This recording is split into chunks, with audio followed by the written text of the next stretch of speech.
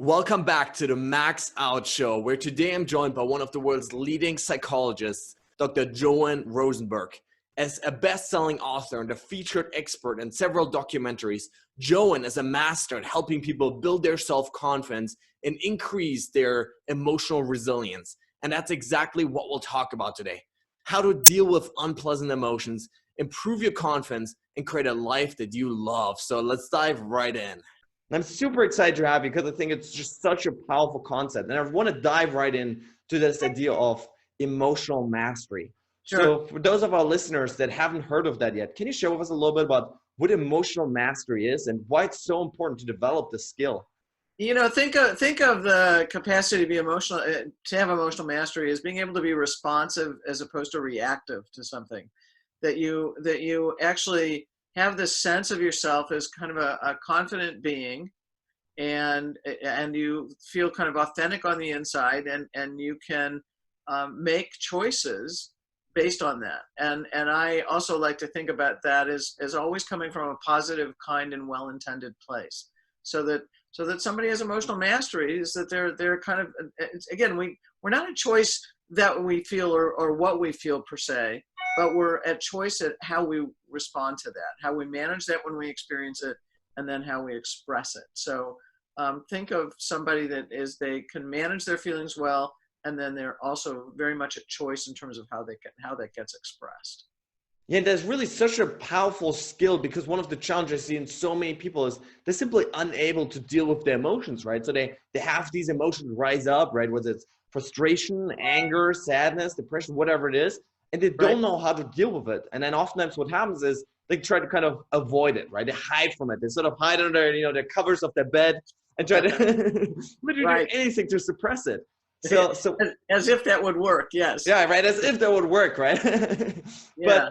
But obviously we know it doesn't. So can you share with us why that is such a problem if we try to suppress our emotions instead of actively dealing with them and engaging with them? You know what? The feelings don't go away. We always have memories that in terms of whatever those feelings were tied to, we always have a kind of a memory of that, so that they don't go away and per se, that, and but it's not until that we make sense of them and we allow ourselves to experience them do we have the quality of moving through them, and then they dissipate. So when we don't deal with them and we just are in avoidance, then I think it takes us down a path of what I call soulful depression. And there's a number of different things that happen on the way to that experience. What I see is in what people would describe as kind of anxiety. So increased anxiety. I see more depression. And again, it's not the clinical depression that psychologists will diagnose, but there is a depressed quality. I'll see people feeling like they have less control, they feel more vulnerable. I'll see people start to complain about physical symptoms. So it's actually not a very pretty picture. And later, if that persists over a long period of time, what I'll hear people describe is that they feel kind of alienated, and they feel isolated, or they feel numb, or they feel lonely, or those kinds of things. So it's not, again, that the path that one follows when they shut down and try to avoid feeling is not a pretty picture. Yeah, there's so much stuff I want to touch a little bit more on, and Sure. and really later on we're going to talk about soulful depression also. But first, what I find so fascinating about human nature is we do so many crazy things to avoid feeling bad in the moment, right? Like if you just think about alcohol and drugs and movies and social media and all of this stuff that's literally designed to give us these quick hits, right, of feeling good, of dopamine, just that we can sort of forget about our problems for a moment. But as you sort of mentioned before, we always come back to it, right? The problems don't disappear. The negative emotions or unpleasant emotions don't disappear from our lives. No, they don't. They actually, and the way the research literature talks about things is that unpleasant feelings exist because they're protective in nature. So that was our way to signal to ourselves, hey, move away from that. Right, but we've taken it to an extreme in our own lives, and that was probably when we were facing the tigers and the lions, right? It's like avoid, move away, and but so that they still exist and they are still protective in nature, except most people start to classify them as bad or negative. I don't consider unpleasant feelings bad or negative because I know they're protective. So I'd rather people kind of shift their own mindset around that one as a starting point and go, wait a minute, this is here for me. And what it allows someone to do is to feel like a more whole, and I mean WHOLE, more whole and authentic person, as opposed to like half a person because they're trying to cut off half their feeling state. Yeah, that's such an important point, and I have to admit, I sometimes struggle with this too, right? Because I think the natural human tendency is we always want to feel good, right? We always want to feel 100% happy, but the reality is it doesn't really work, right? No, it doesn't. No, it doesn't. And so I think it's so important to like you mentioned, really accept the fact that, those unpleasant emotions are also part of life and part of, as you mentioned, like being a whole person, right? Part of living a life. Right.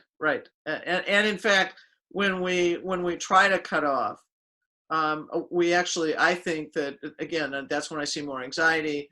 I think that people don't feel comfortable in their own skin when they're trying to shut out half their experience. So what are the most common emotions that you see people trying to suppress? Is it mostly, sadness or anger? What are sort of the most common ones? I look at it from the standpoint of, I talk about 8. Over all the years that I've been working with people, that there were about 6 to 8 really common reactions to things. And so all my work is centered around someone's ability or someone's capacity to experience and move through 8 unpleasant feelings. And so that there's unpleasant feelings or feeling states. So they're sadness, shame, helplessness, anger, vulnerability, embarrassment, disappointment, and frustration. And many people will say, hey, like, why those? Why aren't some other ones there? And I've chosen those because they're the most common, spontaneous, everyday reactions to things not turning out the way we believe we need or the way that we want. Yeah, I find it so fascinating. And I think one of the struggles is we often, like those things we oftentimes don't talk about, right? So people oftentimes say, oh, I'm anxious, right? But we don't actually specify how exactly we're feeling. And I think that's one of the main struggles that we're facing, right? And actually the other day, I read some research that shows just naming our unpleasant emotions actually lessens the impact, right? Because you become more aware of how you're actually feeling. That's right. And it actually helps us, when we name it, it actually helps us regulate it. So it helps us be more at that choice about kind of what to do and how to handle, as opposed to being reactive. So yeah, naming it more specifically actually makes a big difference. I watch people calm down when they name it more specifically. Yeah, that's so interesting. And so in order to do that, the first step is really awareness. So we have to become aware, and we have to, acknowledge that, hey, I'm feeling this way.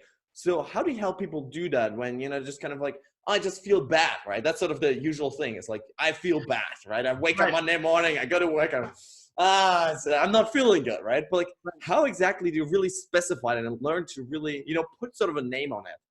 So, well, the thing I would say is, even if somebody is waking up and going, I feel bad, I would encourage someone not to stop at that point. So think of words like bad or anxious as being way too general and way too vague. And so that it just allows you to put like this big umbrella over something, and then not be intent on discerning what's really going on. So so my thing is, if you're using general words like that, then take it the next few steps further. It's like, all right, well, what more specifically is going on for me? What if I were to choose from those 8 feelings, if it's something that's unpleasant, it's on the, in quotes, the bad side, then start with just the 8 feelings I talk about, and just ask yourself, am I experiencing one or more of those 8 feelings? Then you want to stay present to the feeling and identify what triggered this, what is it connected to, and then to see also if there's anything from the past that might be linked to what's going on.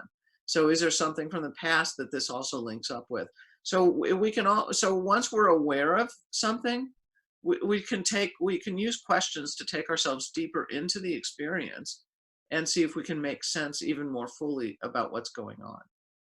Love that. So the first step of really transforming this and mastering your emotions for our listeners again is not suppressing it, not avoiding it, not running away from it, but actively engaging with it, asking yourself those hard questions of does this come from, right? How am I actually feeling? Which exact emotion is it?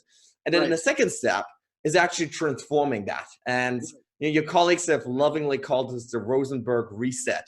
Right, So right. can you share with us a little bit about how exactly we can take those emotions once we are aware of what we're feeling and transform them? Yeah, well, it's the Rosenberg Reset. Yeah, a colleague did name it, and it's sort of a formula. So I think of it as one choice, 8 feelings, 90 seconds. So the one choice is the one we've been talking about. It's actually awareness as opposed to avoidance. And you were right. You named a bunch of ways we can avoid, and we actually can avoid feeling by being harshly self-critical. We can avoid feeling by being anxious. We can avoid feeling by having feelings about having feelings. So there's so many different ways. There's so many elegant ways for us to do this. We can avoid feelings by being too busy, right? So there's just so many different ways to avoid. But the key that I want people to do is to lean into feeling, and that means being as aware of and in touch with as much of your moment-to-moment experience as possible. So choose awareness. That's the one choice.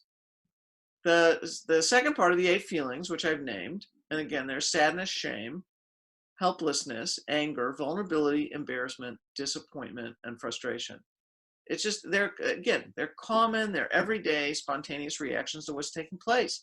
Those are the ones I want you to pay attention to the most, on the unpleasant side.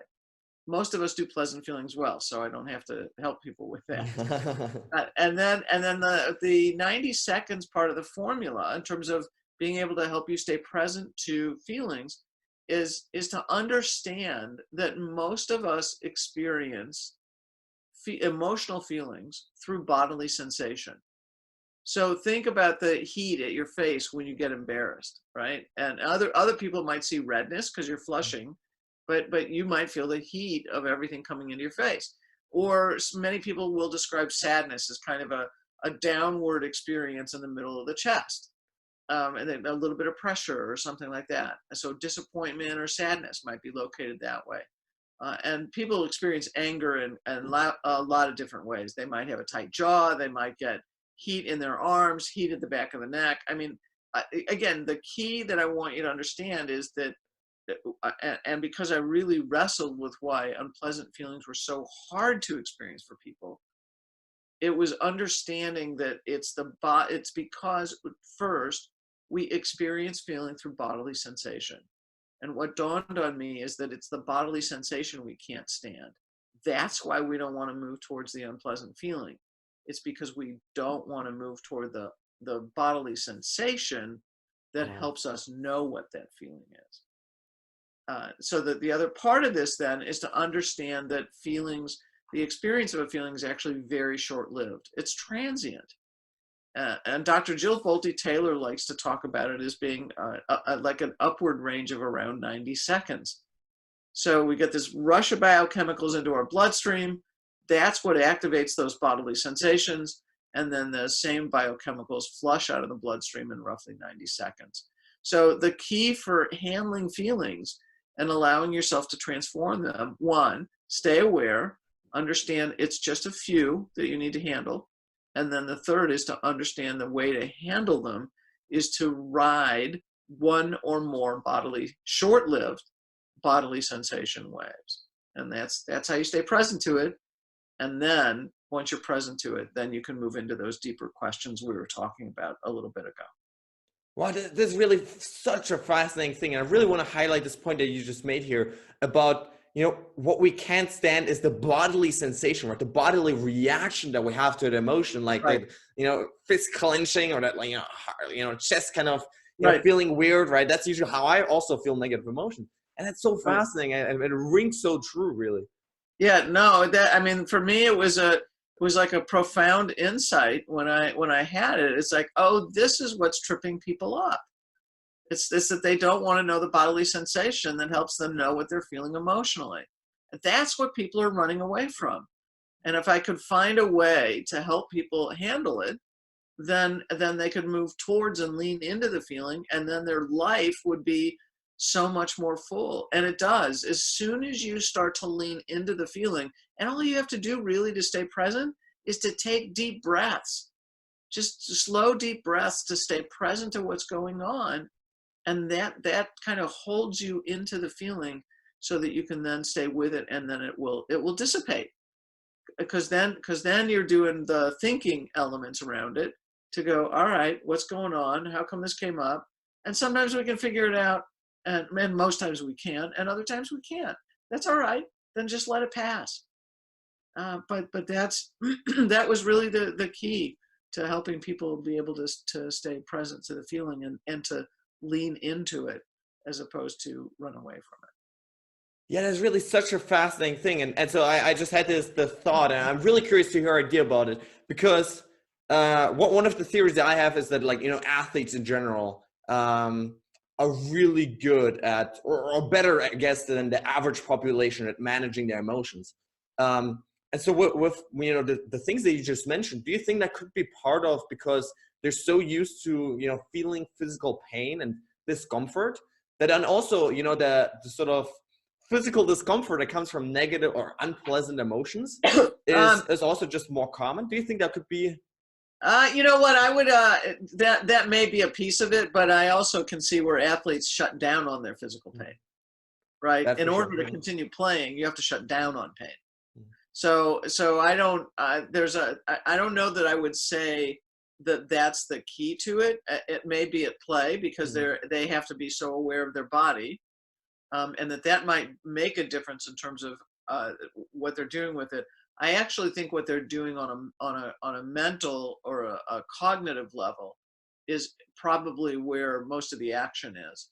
Now, if you think about an athlete that is training for days, weeks, months, and years, and not only in the practice sessions and the workouts, but also when they're whatever their game day is, whether it's running track or whether it's a literal game, like a team game kind of thing, or a tennis game, doesn't matter what it is, that athletes face disappointment frequently.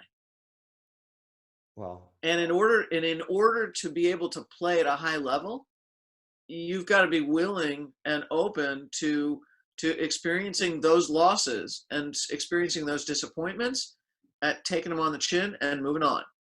And that's where we see not only the ability to stay present to the feeling and not let it overrun them.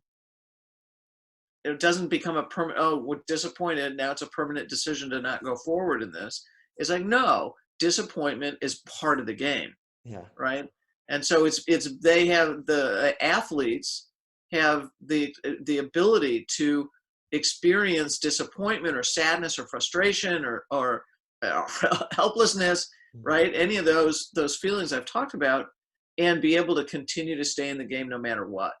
So it's the mental game around handling the disappointments that I think make the big difference for athletes. Yeah, absolutely agree with that. And there's this, really common notion in many conversations that I have with, really elite athletes on this podcast, where they all say that, basically athletics was their school for life, right? It was the way that they learned about life, the way, like you mentioned, they learned about failure, about adversity, about, right. Physical, mental, emotional pain and discomfort, right? And so I totally agree with what you just said, that like, this is really great way to practice those real life things then. Absolutely, because once you face those disappointments, and again, in order to perform at a high level, you have to be willing to build that into everything you're doing. So that, I mean, that's fine. They get it, and then they can just take what they've learned in whatever sport or whatever athletic endeavor they were working at. All they have to do then is apply it to the rest of life. All right, I didn't get that job, so I'll go for a different one. Yeah. Right. So it's that same kind of resilient mindset. Yeah, there's always another game, always another opportunity, always another shot. Yeah. Exactly. Yep.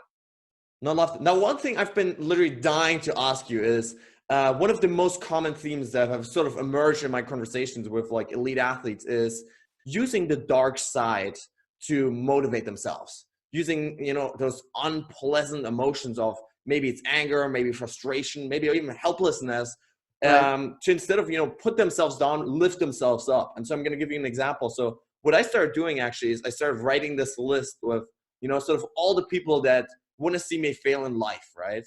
All of the Uh, people that have, you know, put me down, of this, you know, people that have made fun of me in the past.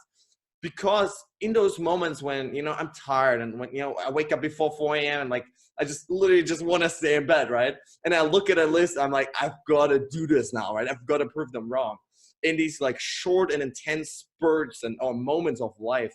So do you think from a psychological perspective that we should or could use those things? Or do you think over the long run would be more detrimental to sometimes lean more into that dark side of, you know, anger, frustration to motivate ourselves towards our goals? we can use that. I would probably change up a little bit of what you're saying that you're doing, but yes, we can definitely use those reactions to motivate us. So it's like, so let's say I didn't using your athlete example. Let's say I didn't perform as well on a given day, and I'm angry. It's like and disappointed. But notice I'm just saying angry and disappointed. I'm not saying angry and disappointed in myself. Mhm. There's a difference. But let's say I'm angry and disappointed that it turned out that way. And so what I can do is to use that experience and go, you know what? I didn't practice as hard the day before, or all week I kind of blew off my practice. So I'm going to use the fact that I'm angry and disappointed now to actually go, you know what? I gotta step this up. And then what you're doing is you're taking those, if you will, those more unpleasant or darker reactions, and you're using it to motivate you and go, all right, I'm the key here is the perseverance aspect. I'm not going to let this stop me. I'm going to use this to move me forward. And holding those attitudes makes a huge difference in terms of then turning that into positive motivation. So part of this is part of what's really important here is also the beliefs and the attitudes that someone holds. But the thing I want to challenge you on, Max, is this notion of proving someone else wrong. And I would rather have you approach everything you're doing from what's driven inside of you than to show somebody else. Because then I don't want you relying on someone else's view of you, no matter what it was or what you think it is now. I don't want that to be the driver for you. I would rather have whatever's valuable and whatever is or high value and important to you. I'd rather have that be the driver, and as opposed to what kind of past experience stuff. If past experience stuff was the thing that actually was the motivator for you to get started, then in whatever you're doing now, I would say, great. Now set that in the dust, and put it behind you, and go. Everything else is at choice for me. Because that, again, think of it as an emotional mastery piece. If you're doing it in reaction to someone else, then you don't have emotional mastery over it. If you're clear that you're doing it for yourself because that's where you want to go, now it's emotional mastery. Yeah, absolutely agree. And thanks for pointing out, by the way. I think I have to clarify because not like the general motivation, of course, right? Right. So like probably 9% of the time I'm like motivated by like that vision and Sure. stuff. So it's Right. really just in these short moments that I found it incredibly useful. But you're right. And I agree that it's probably not the healthiest thing, I guess, psychologically to do. I've just found personally that it really helps me in those moments when like all I want to do is like lie in bed and quit and give up. That like then it's like the like tiny little bit extra. Yeah, But no, which I understand, right? So, and I wasn't, when I was saying, I wasn't actually thinking that you were doing that, but yes, on a temporary basis, using the kind of the darker reactions, to motivate you is totally fine. The thing is, as I said, I just wouldn't want that to be the general approach. yeah, exactly. Thank you for clarifying that. Because Yeah, that would be really bad advice if that's how it yeah. sort of was delivered. So thanks for pointing that out. Yeah. Now, John, I'm real curious because oftentimes what I find, and these elite athletes or psychologists, leading people have really changed the game.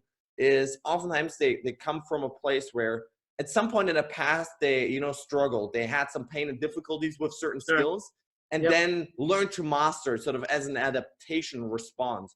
Yep. So was there ever a time in your life where you struggle with emotional mastery and like, I've got to figure this out? Or was that something that sort of, came natural to you?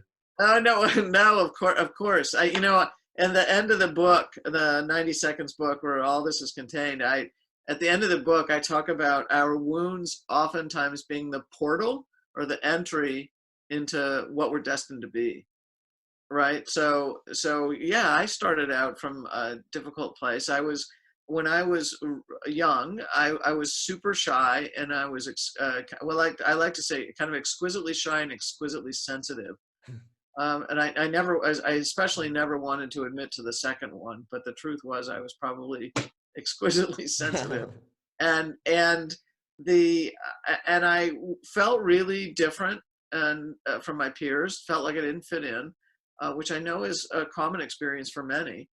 And I would look over and see all my peers. I was alone, and I would look over and see all my peers hanging together, and it was like, how come I don't have friends like that, and how come I don't feel like I fit in, and how come they look like they're so confident and I'm not, right? So I had wrestled with all those questions, and and am I likable, right? And so the common questions I think we all struggle with, and then so what ended up happening from that is that I was challenged by the question of what is it that helps people develop confidence.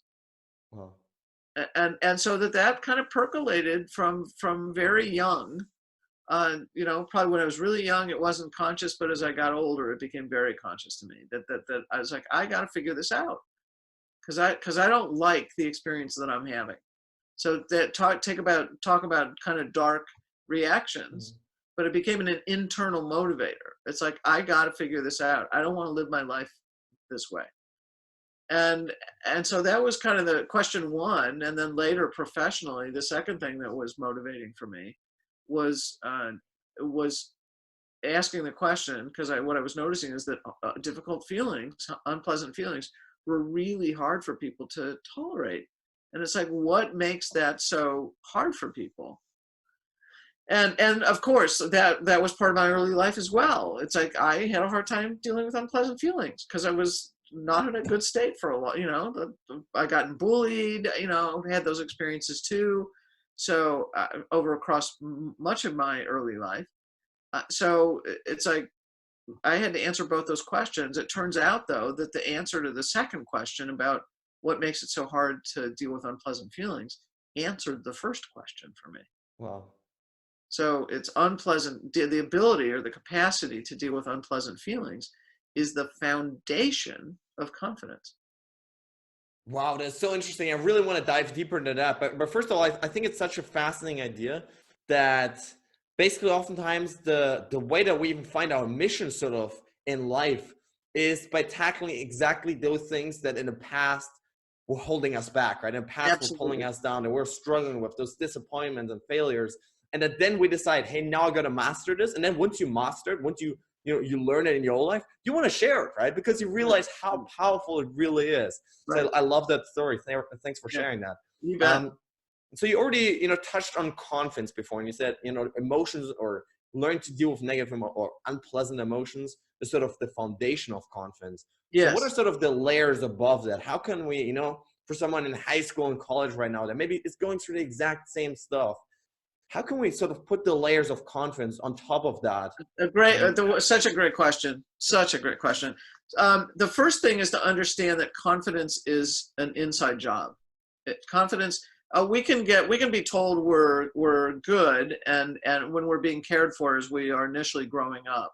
Does that help? Of course it does. If we have a foundation where someone has been warm and encouraging and praising and those kinds of things, that can make a huge difference. But Beyond that, think of confidence, developing confidence as kind of an inside job. It's not going to come from someone else. So for me, I would say there's several different things to look at here, and there really is a pathway, or there really is a process for developing confidence. So, but I want to kind of unpack some myths, if you will.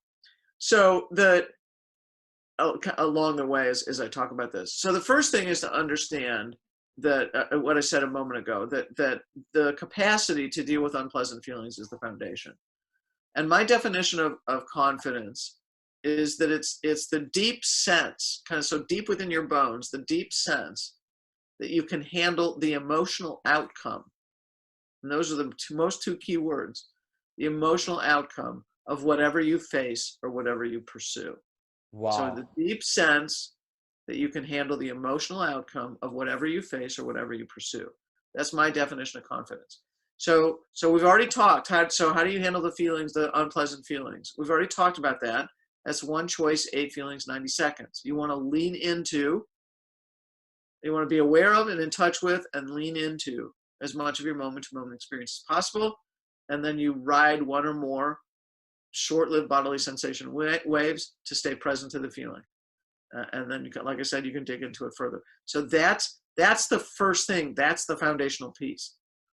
Then the second most important piece, and it would be the most important piece if the first one wasn't the first, if the dealing with the unpleasant feelings wasn't first, is learning how to speak up with ease. Wow. To be assertive. And so it means is that I can say what I want to say, to whom, at the time I need to say it, but my caveat around this is that it needs to be positive, kind, and well-intentioned. Just because you start speaking your truth doesn't give you license to go be mean to other people and say, here, let me tell you what I think of you. Yeah. No, it's not Not the a way good idea, especially to your boss. No, exactly. So, but here's the thing I want people to understand with this. Most people have that in their mind that I'm going to be confident, or I know myself and I'm confident, then I'll speak. That is not how it works. The truth is you develop confidence as you speak and through speaking. So it's not that you're confident first. Your confidence actually develops out of your action of speaking. And that's crucial for people to understand. And what I would also like people to understand in this is that difficulty speaking up is not a speaking problem. Difficulty speaking up is a difficulty with unpleasant feeling problem. Wow, I literally have the chills right now, because what you're just saying, this was literally the most life-changing thing I've done in my life, learning how to speak and just my mouth and make words come out to my family, to my friends, to strangers, whatever it is. That is so powerful. It changes you. 100%. So that once you realize you have that capacity, the whole world changes. It really 100%. Does. Because it's the first line of defense, but it's also the first line of connection. So and it's a matter of just then taking the risk. So it has huge implications, and I could spend days talking about how important it is to speak up. So for me, that's the second most important thing. But it's understanding, again, that it's as you speak and through speaking you develop confidence. It's not that you're confident first. So the third way then is to take action. So think of, you want to develop a new skill. You want to learn how to sing. You want to learn how to play the piano, or the guitar, or play tennis, or I don't care what it is. Weave. I don't care, right? But then the whole notion here is that you're not confident and then you take the action. It's as you take the actions, you develop the confidence. And you can see then why being able to handle unpleasant feelings first is the foundation, because along the way of developing any mastery in that skill development, in that action taking, you're going to probably face frustration and disappointment. So that, again, that's why that's step one, but it's part of the process then of developing confidence. So same thing, it's paradoxical. It's, you're not confident first, and then take the action. It's as you take the action, you develop the confidence. And then there's a few other things. There's, I think removing harsh self-criticism makes a huge difference in one's experience of confidence. And the other is the ability actually to take in compliments is another way. So there's several different kind of layers, if you will, to our processes that one can engage in to develop confidence. Wow, I love that so much. I really have to say, because I think this is game changing for so many people that are listening to us right now. Because so oftentimes people tell me, oh, I just don't feel confident enough to do the thing, right? I'm not confident enough to speak in public. I'm not confident enough to approach random strangers. I'm not confident enough to do the thing. But if they understand this thing, what you're just saying is that confidence is a byproduct of doing exactly those things, Exactly, right? exactly. Yes, This exactly. is so key, and this is literally how I developed in my life. I was scared like like crazy, heart pounding, right? I remember I was in Italy like 2 years ago, didn't know a single person for 2 months, right? And I just had to get to know people because I was bored to death. And like I started approaching random strangers, literally just asking, what's the way to go there? Or like what's there to do, right? And that's how, Right, like in the beginning, I like sort of started this process of just reaching out to people, right? And just right, learning to right. express myself. So, I mean, you mentioned, yeah, you could talk about this for days, right? We don't have that long, but maybe you just for someone starting out, right? That's in this moment where you and I once were, where we're just super shy and afraid of talking to people. What would be like the first step, the first thing you would tell them to do to get out of their shell and start building confidence by, basically speaking up? Yeah, well, that's the thing. It's my thing is, what I've done with people who've been in this kind of position is, I would say it once a day. You start out once a day, or you give yourself a number throughout the day that you're gonna behave a little bit differently around speaking than you normally would. So maybe three or five times during the day, you're gonna say something where you normally would have held it back. Wow. So my thing is, pick a target. It can be a small target, 1, 3, 5, whatever, throughout each day. But the key is that you're going to hit your goal of saying something where you would typically not say it. And that puts you in a state of feeling vulnerable. And again, it's also understanding vulnerability is one of my 8. And vulnerability is kind of this idea, well, I could get hurt. Yeah, but getting hurt is dealing with one or more of the other 7 feelings that I talk about. So the only emotional outcome of you taking the risk to speak up is that you might experience one or more of the other 7 feelings. So that's how you handle vulnerability. That's how you take the risk. And so set a target, start small, and then you have to speak that number of times where you normally would not have done. And that just starts to get the ball rolling. Absolutely love that. Now, on the show, we always love to celebrate failures. So, do you have a favorite failure in your life that sort of allowed you to step up your game, to become a better version of yourself, to learn more about yourself, to maybe even experience some unpleasant emotions and then learn how to deal with them? I probably at early points in my life, I wasn't sure that I had the even the intellectual capacity to go for my degrees. Wow. Right. So, I mean, for my bachelor's, yes. Probably for my master's, yes. But as I was approaching doing my doctorate, I don't know that I would consider it a failure, but it was pushing beyond my own boundary. And it's like, I really want this. I want to go after it. I think I'm capable of it, so I don't know that I would necessarily call it a failure point, but it was a point of not feeling very sure of myself. And and so it was it was not feeling very sure of myself, and taking the risk anyway. Yeah, Right. thank you for sharing that, because I think this is so important, because with all your amazing contributions to this field of psychology, personal development, to then be able to say, yeah, back then I didn't feel confident, right? I think that is so interesting.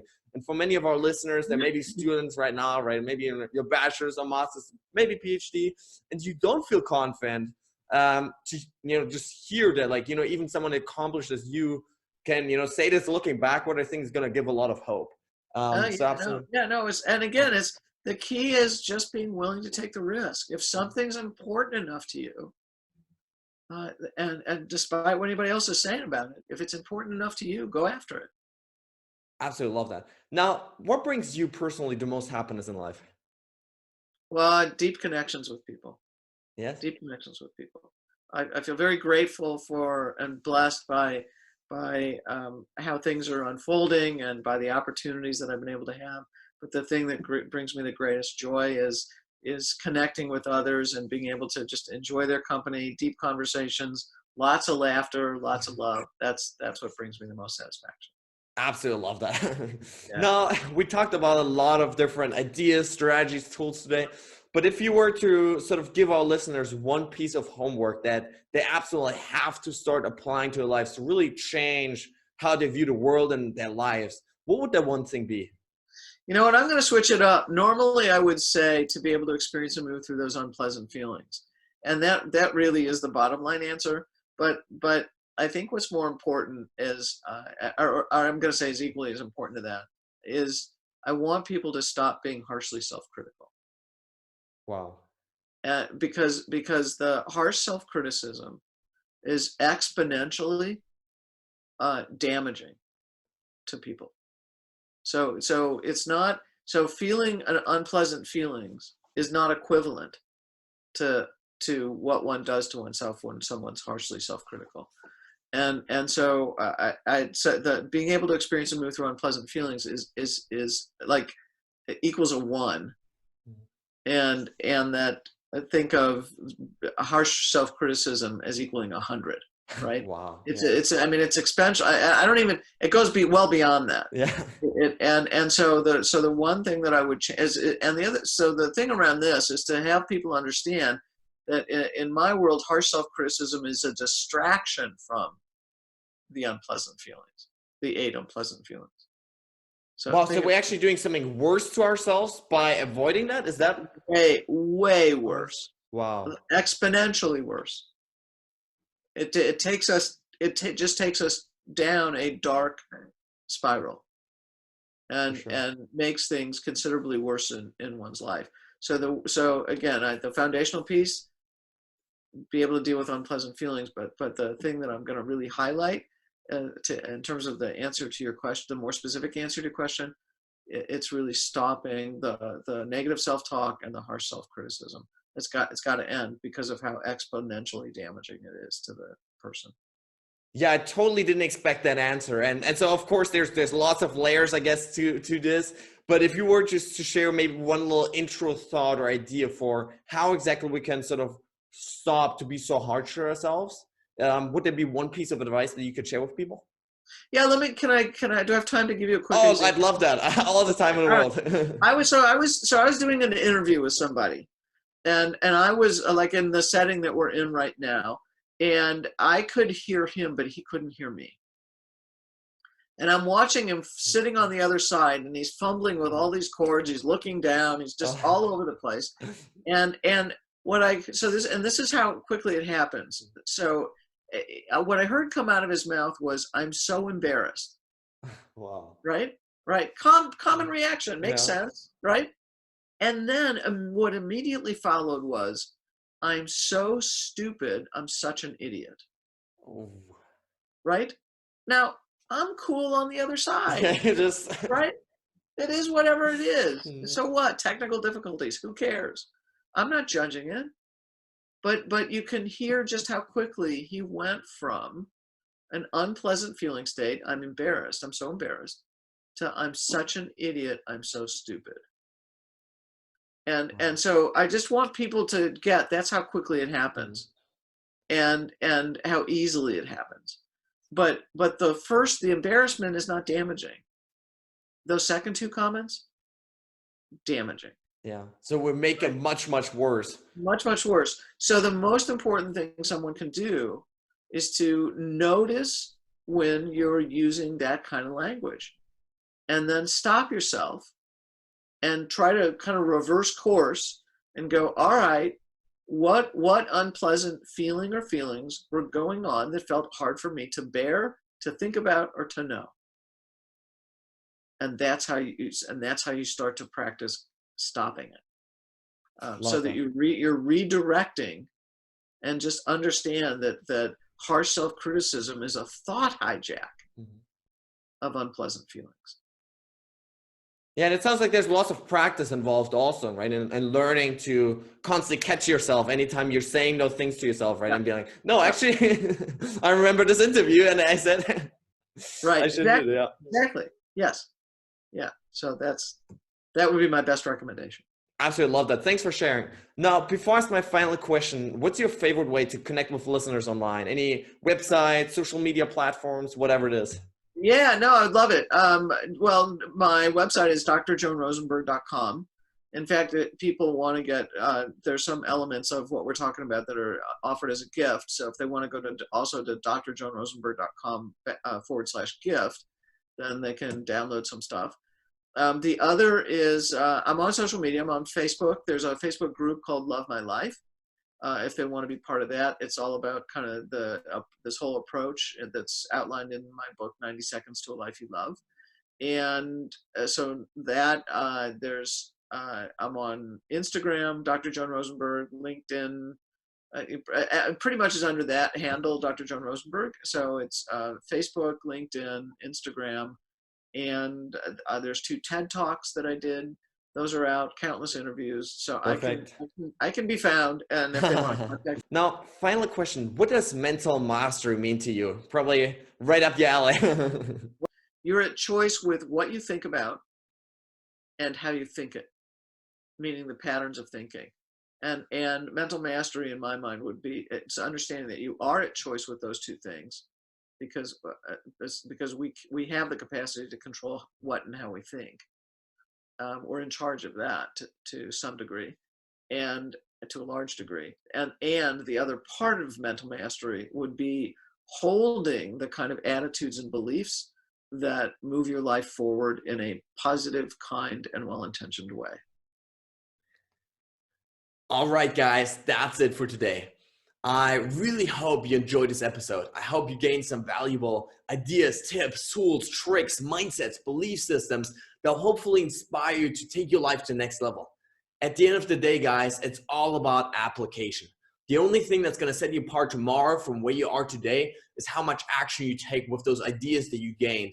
And so I really want to challenge you at this point to, not just listen to this passively, to not just consume this, passively, just think about other things, but to really take those lessons, take those ideas that you just gained and start applying them to your lives, to really start taking action and sprinting towards those goals and those dreams that you have in your life. Now, guys, at this point, I want to ask you for a huge favor. If you enjoyed this episode, please consider heading over to iTunes and leaving a review, as that helps me really grow the show and reach more people, impact even more people around the world. If you have a family member, friend, a loved one maybe, that you think could benefit from this content, please consider, sharing it with them, forwarding to them, as that helps us really build a community of like-minded people that are all about maxing out their lives. Now, guys, with that being said, thanks so much for tuning in today. I really, really appreciate it. Stay strong and see you tomorrow.